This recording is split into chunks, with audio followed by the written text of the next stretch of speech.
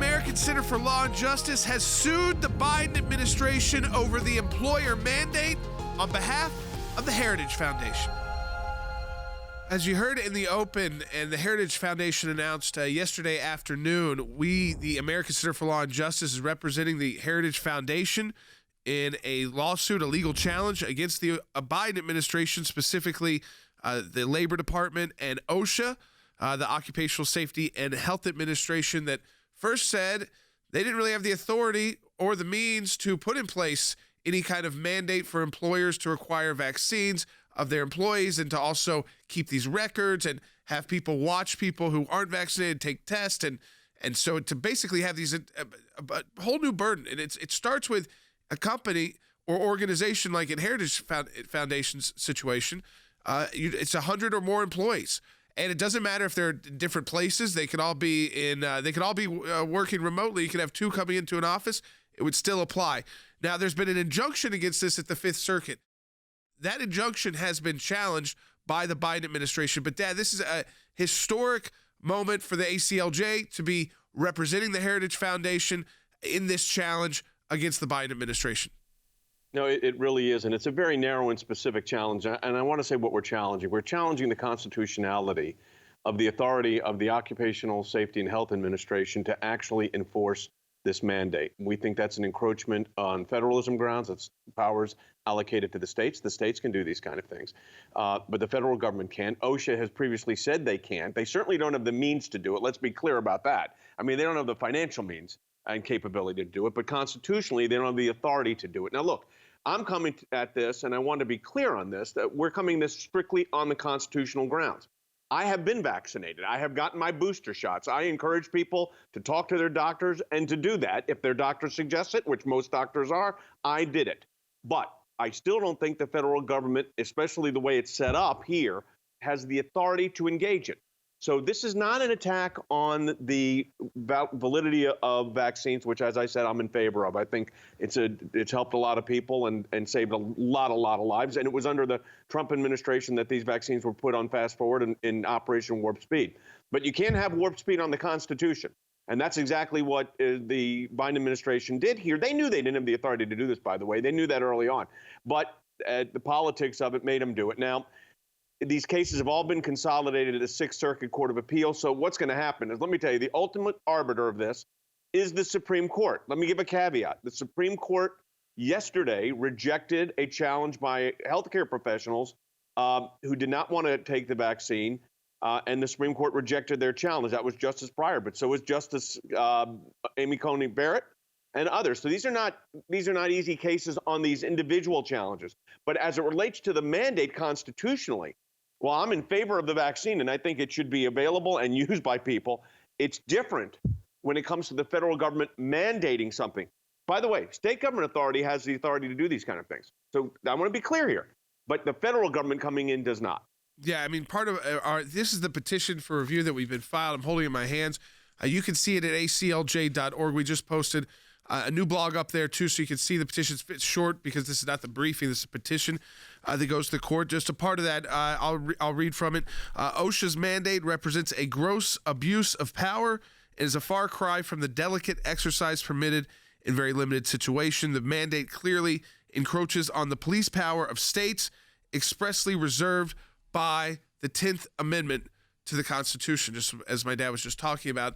There's a difference between your public schools or private schools. They have the shot list for kids and things like that. Those are done at local, community, and state levels, not federal. And that is the challenge here. So again, just to let you know, if you're just joining us, the ACLJ representing the Heritage Foundation filing against the Biden administration on their employer vaccine mandate. Double the impact of your donation at aclj.org.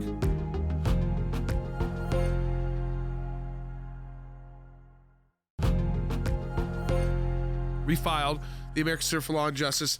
Federal court starts in Washington, D.C. It will be consolidated to the Sixth Circuit, but you start where the organization is based. So the Heritage Foundation, of course, headquartered in Washington, D.C., and you'll see it's the Heritage Foundation versus an Assistant Secretary of Labor for OSHA. OSHA, the Secretary of Labor, the U.S. Department of Labor. It's something I encourage you at aclj.org. Dad, this is actually something Unlike some of the briefs, which can be get more and more complicated, this is a pretty good. It's just about 4 pages that people can check out at aclj.org today to read the Federalist arguments that we're putting in place here. That this is not the proper role of the federal government to come in and mandate this. Again, the burdens that apply here. There's issues about keeping medical records, which then applies other federal laws potentially, and watching people get tests in your own office and having to review that, and was the test proper? There's a whole host of problems with this being done. It's why states do these things, localities do these things, not the federal government. Well, this is a straight constitutional issue, and the constitutional issue here is clear. And to be clear, let's talk about what it is. The Occupational Safety and Health Administration has a set agenda and a set jurisdiction. And what you have happening here is they're going outside of their jurisdiction. And the federal government cannot put in place a procedure or here a mandate that does not meet constitutional requirements.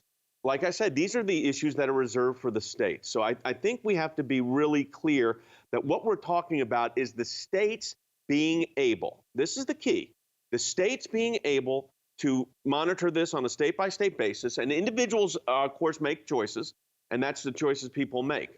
I know what my choice was. But the federal government coming in here constitutionally is not only suspect, we think it's unconstitutional, but it's a very direct challenge. It's nothing against vaccines, it's nothing against therapeutics. It's a question of federal authority. And to have the Heritage Foundation as your client is an honor for the American Center for Law and Justice. Let me just say it is in their history. I don't think they've ever entertained a lawsuit until this one, and we're very appreciative that the Heritage Foundation and their leadership chose us. I mean, that was just I got to say, it really is an honor that they picked us to do this. Heritage Foundation has, maybe they were looking back at their records, they think they filed maybe an amicus brief or 2, but they have never been the party in a lawsuit. They've never been the group being represented in the lawsuit. So this is historic. It's also a historic decision for them as well, but we are certainly honored to be representing one of the foremost, since the 1970s, conservative organizations in the country, and very important role they play in Washington, D.C. We worked with them together. We're just down the street on a lot of policy issues and forums, post cases, and our attorneys are very involved together. But this is very unique, so I encourage you to share it with your friends and family, the broadcast. Or how important do you believe it is to fight back against this kind of federal mandate? Because while this one is supposed to be a 6-month mandate, listen, you can see all the talk today. There's the new variant, if you allow the federal government to have this power, there's kind of no end in sight. And that's one of the issues here, is that they acknowledged that they didn't have the power months ago. And then they got pressure from President Biden to act, even though they acknowledged that they really didn't have the power to act. And then they put this in place, and immediately it was stayed by the courts. But they have challenged that stay. So at any time, this is supposed to go into effect January 4th, so right after the new year.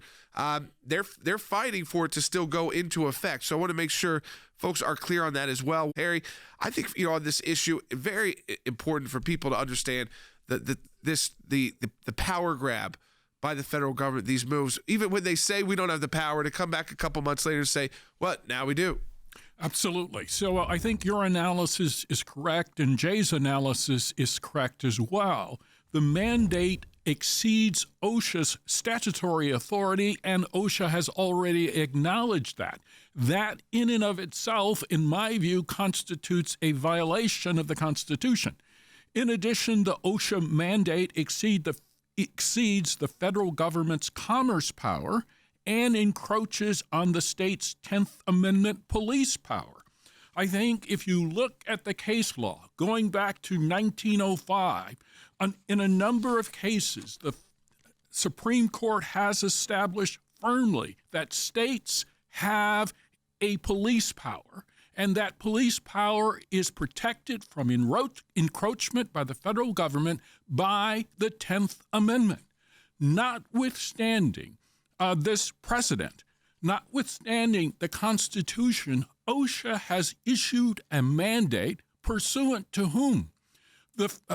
President Biden. He lacks the authority to force OSHA to issue an unconstitutional mandate, a mandate that is unconstitutional, in my opinion, on its face. And so I think it's very, very important for our listeners to understand that the ACLJ is acting on behalf of an established organization, the Heritage Foundation, and we are fighting back. We are strongly in favor of individual liberty, the rule of law, and the Constitution, and our active involvement in this particular case establishes that. Yeah, Neil on YouTube wrote, praise the Lord for ACLJ, praying for our government leaders that are overstepping their powers. Let me go to Than Bennett in Washington, D.C. Than, this is, too, I think it's important for our ACLJ supporters to understand how big of a deal it is to be representing the Heritage Foundation in this matter. We told people that we'd be looking for the right case, the right time. We're going to rush to things, right organization where we fit ideologically, and now people are seeing the fruits of that work today as we talk about it. But it's a big deal when organizations like ours come together like this. Well, they're a terrific partner to have on any issue, Jordan. We've been, like you said, we've been a partner with them on many different matters. But I think them engaging the lawsuit on partnering with us shows the gravity and the magnitude of this particular mandate, Jordan. I mean, look, I would read to you from incoming President Kevin Roberts. He just said the Heritage Foundation has not historically filed lawsuits or been party to federal litigation efforts. That we are doing so now should make clear to any observer that we view this mandate as a deadly serious threat to our individual liberty and the values that make America great. And Jordan, I could go a lot of different ways with this. There are a lot of things about this that concern me, but I would really just focus in on answering the question that you asked. If the federal government can do this, Jordan, what are the limits to what they can do? And are there any limits under the Constitution of the United States? I would suggest that this would deal a very serious blow to that. And look, we've been very clear. Operation Warp Speed was a tremendous success. It's a wonderful thing, Jordan, that Americans across the country can avail themselves of the option to vaccinate themselves should they choose to do so. But Jordan, that's their choice to do, and it's a matter for states to regulate. It's not a matter for the federal government to do. And if you can't separate those two arguments and you give the federal government the opportunity to engage in an area where they don't have the authority to do, Jordan, you can't answer the question you posed credibly without saying it does great damage to the limits that the federal government can go. Well, I remember during the Affordable Care Act, they went into court, and the individual mandate they argued was really a tax. So they didn't really they knew that would not work. So they had to argue that it was a tax, even though they told people it wasn't a tax. The court ultimately accepted that. So the idea of the federal government having this kind of power, it's again, people, if they look back in history, it's states and localities that have had this kind of power, and that's what the 10th Amendment is broad. It reserves a lot of power to the states.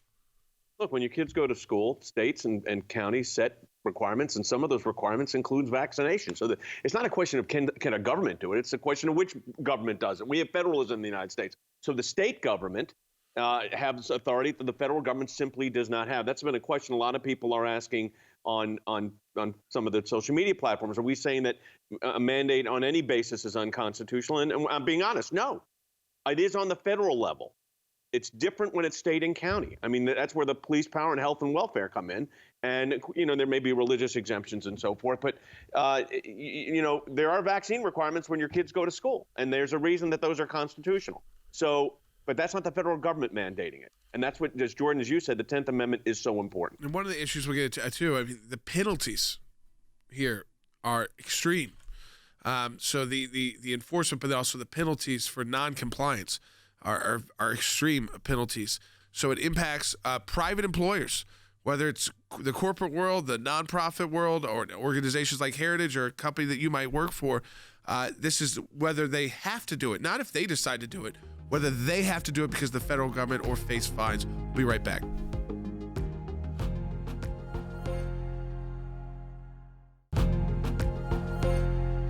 We filed in federal court against the Biden administration's employer vaccine mandate on the grounds that this violates the Constitution. It violates the separation of powers, especially when it comes to state power and federal power, and the 10th Amendment, which provides broad policing power to the states and your localities, and that this is not the federal government's role. But we also talk about what the penalties are here. It's serious. And if you violate these rules, you're talking at a maximum willful violations penalties start at $136,000. Minimum penalties are about $9,700. The legislation sets the max penalty at $13,000 for any single serious violation. So almost $14,000 for a single violation, and a further penalty of not more than $13,500 per day for failure to abate the violation. It's interesting, too. In Build Back Better, the reconciliation bill, this is interesting that it would increase the penalties by 10 times. So willful repeated violations, $1.3 million, minimum penalty of $97,000 a day, a violation of $136,000 a day. That's what's in Build Back Better, Than. Yeah, incredibly punitive as it stands under OSHA's statute right now. As you mentioned, $13,000 per violation, a little bit more, $136,000 for a maximum. The Build Back Better Act, Jordan, it's gone through a lot of different machinations. Some of them were 10 times the maximum fine. The number that we're looking at currently is a maximum fine of $700,000. I mean, Jordan, look, we just have to put this plainly. If OSHA were to, if Build Back Better were to pass and OSHA were to take that maximum fine and they would apply it to companies across America, Jordan, it would crush our economy. I mean, that's what we're talking about here. We've been very plain, very candid with our listeners that the need to address the pandemic is a real one. We have to take a reasoned approach. Individuals should be looking at all the options available to them, should be availing themselves of the best choices for them. But Jordan, the answer is not crippling the American economy. That would actually make this dramatically worse. And if you're talking about $700,000 fines for a violation of this, that would just be absolutely devastating. I want to just follow up on something that Than just said, because it's absolutely so true. These penalties they put in place are draconian. And I mean, you know, there's a legitimate constitutional issue here. I think everybody that was being honest would say there's a legitimate constitutional issue here. And then to have the government enforcing a provision that they themselves have said is not enforceable, and then attaching to it $700,000 fines, which would cripple every business. Look, private employers could decide to do what they want to do, too. You understand that. I hope people understand what we're talking about. This is the government. A private employer could say, like a hospital, if you're going to work here, you're going to be vaccinated. I mean, they have the authority to say that. And people are going to post, oh, I don't like that Jay said that. But I'm going to tell you what the law is, not maybe how you'd like it to be. That's what the law is. And this law does not rest with constitutional authority. That's what we're talking about here. Yes, and so we're talking about specifically the Biden administration, federal government's attempt to, which, by the way, I mean, even running this, that to me, that it's so ripe for abuse because of the penalties are so high. Even before, let's say, Build Back Better doesn't get through, it's still really high penalties. I mean, we're talking $14,000 per incident, and then it could be $14,000 a day. So that's the initial penalty. That could add up very quickly for a business that has 100 employees or an organization with 100 employees or more. So the idea here is that, again, before you even get to the bigger fines of the Build Back Better, is though that this is about saying this is not the role of the federal government. They know it's not the role. OSHA asserted a couple of months ago they didn't have this authority. Then they came back because they had pressure from the president to put this in place. Well, that's exactly what it was. I mean, they knew they didn't have the constitutional authority to do this. So then you ask yourself, so why'd they do it? Well, they did it because they thought that the political pressure was just too great. Now, there's another issue here, and that is, as we've said, the Commerce Clause, the separation of power, the separation of federalism that requires deference to state governments on matters of public health and safety. There are when something would reach the federal level, the magnitude of what it has to be is at a whole different situation. As I said, I'm pro-vaccine, and again, I'm not a doctor. I don't give medical advice, but I've been vaccinated and boosted. And everybody makes their own choice. But there are consequences with those choices, unfortunately, I've seen in my own family, and those can be devastating. But again, it's not a question of whether the science is this or that. It's a question whether the federal government has the authority to do this. And the federal government doesn't. And the state government situation would be a completely different case. You're not seeing that because the states are getting to pretty high compliance. I mean, the numbers are actually impressive on the percentage of people getting vaccinated or other therapeutics that are now coming out. They're talking about a pill that may be available soon. So I'm glad but for those people that are saying this is all a conspiracy, I want to remind conservatives that this warp speed, which resulted in these 3 vaccines, was under Donald Trump, who took the vaccine and has advocated for it. So I don't want you to think that this is some kind of, conspiracy thing. We're talking about a constitutional challenge that we think is significant. But I don't want that to be confused with people's health and welfare. That's a different story. I want to be clear on that. And I know people are going to object, and they're already posting things on, in comments, but we're going to be very clear always at the ACLJ what our position is. Yeah, and I mean, the Heritage Foundation also has encouraged employees to, as you said, they're not doctors, to seriously consider. That's the language they use to get vaccinated. And they were appreciative of President Trump. They were one of the groups that were trying to cut through the media, which tried to forget that it was, and they were mocking President Trump, remember, and the Trump administration for saying we could get this done within a year and get this into people's arms, and Operation Warp Speed. And Heritage Foundation actually was take on the lead on that, trying to remind people why we got to the point we got to with the vaccine. It's because the media tried to, and the left tried to forget, because they looked pretty ridiculous and foolish because they were all mocking and say there's no way this could ever happen. But Harry, I think that big picture here is that if this is, this 6-month mandate was allowed, then the federal government's in this whole new world of mandating things. Absolutely, and mandating continuously.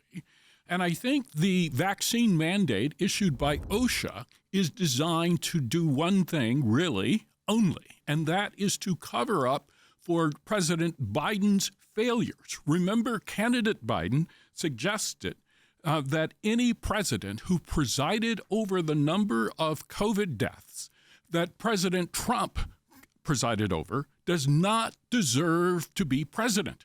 We now have more deaths under President Biden, suggesting that President Biden does not deserve to be president. And so the imposition of these penalties is really designed, I think, to cover up for the Biden administration's failures, and it seeks ultimately to enslave corporations in doing the government's work. The ACLJ is representing the Heritage Foundation against the Biden administration's employer mandate. It's historic for the Heritage Foundation because they have never filed a lawsuit directly as a party. They filed an amicus brief before in the past. So that's how serious they're taking this overreach by the federal government. Again, they chose, and so we're honored for their first time to engage this way, the American Center for Law and Justice and our legal team to represent them. Yeah, it is historic that the Heritage even engaged it. They engaged it from a policy issue, and they encourage their employees to get vaccines. They just didn't like the mandate, and I think this is where you have to separate the policy issue from the what each employer does. That's different. From a policy standpoint here, this is not a difficult call because the federal government, OSHA said this. They don't have the authority to do this. So OSHA doesn't have the authority to do it, which is the federal agency that's been chosen to put this out. They don't have the authority to do it. The answer is the federal government can't do it. Now, it's all consolidated at the U.S. Court of Appeals for the Sixth Circuit. So all of these cases, and I think there's 30 or 40, but over 100 plaintiffs, are consolidated now before the U.S. Court of Appeals for the Sixth Circuit. And what will happen is you will see, and I think this is likely, you will see a pretty fast-moving issue, and ultimately we know that in all probability it will be decided by the Supreme Court. Go to aclj.org. You can find out about all of the information there. That's aclj.org. Support our work. Double the impact your donation. Donate today at aclj.org.